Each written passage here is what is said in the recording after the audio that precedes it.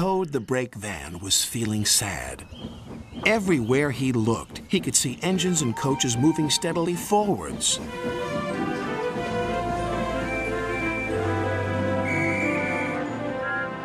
They all looked confident and cheerful.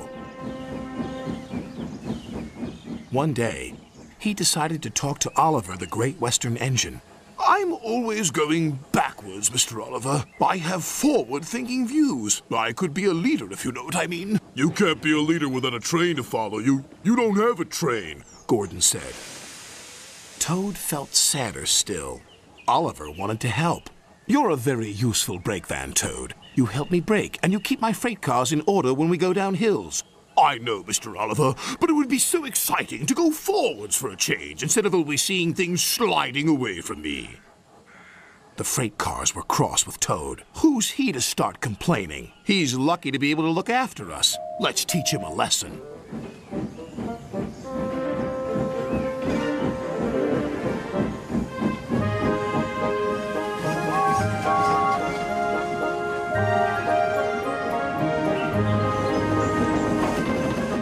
The freight cars decided to carry out their plan when they reached Gordon's Hill.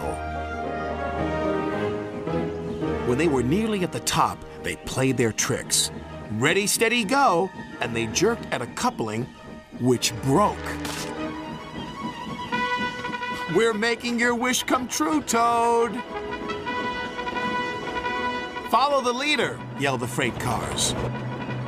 Toad was still in a state of shock, so he didn't know what to think, and he couldn't ask the conductor. He had jumped clear.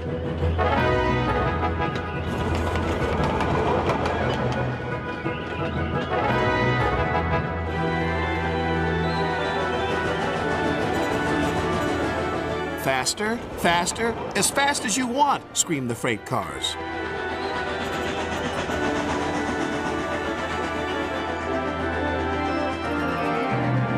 Suddenly, Toad found it fun, but the fun was soon over.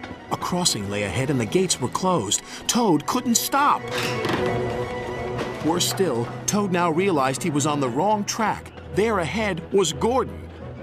The signalman changed the points just in time.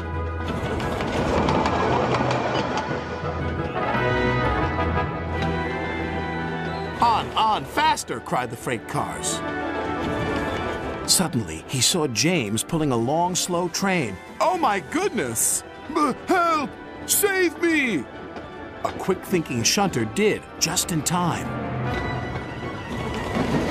What was that? Exclaimed James. The signalman warned the station master at the next station. There's a runaway coming. We'll send him into the sidings. Help! Help! Called Toad again. Toad saw some buffers. Those'll stop me! But the points to the buffers weren't set. No! I'm back on the main line! Meanwhile, Oliver was racing to the rescue.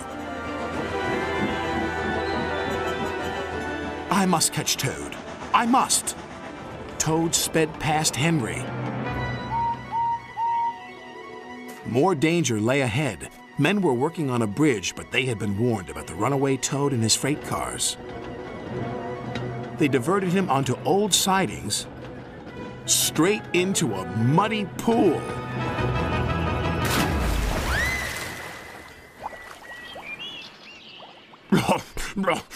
Stopped at last. Oliver arrived, and when he saw Toad, he could only smile. A pond is the only place for a toad, I suppose? That night, Toad spoke to Oliver. I'm sorry, Mr. Oliver, if I caused you any embarrassment. That's all right, Toad. So what do you think of going forwards? It was fun, decided Toad, but from now on I'll be happy to look forward to the future, busy going backwards, so to speak.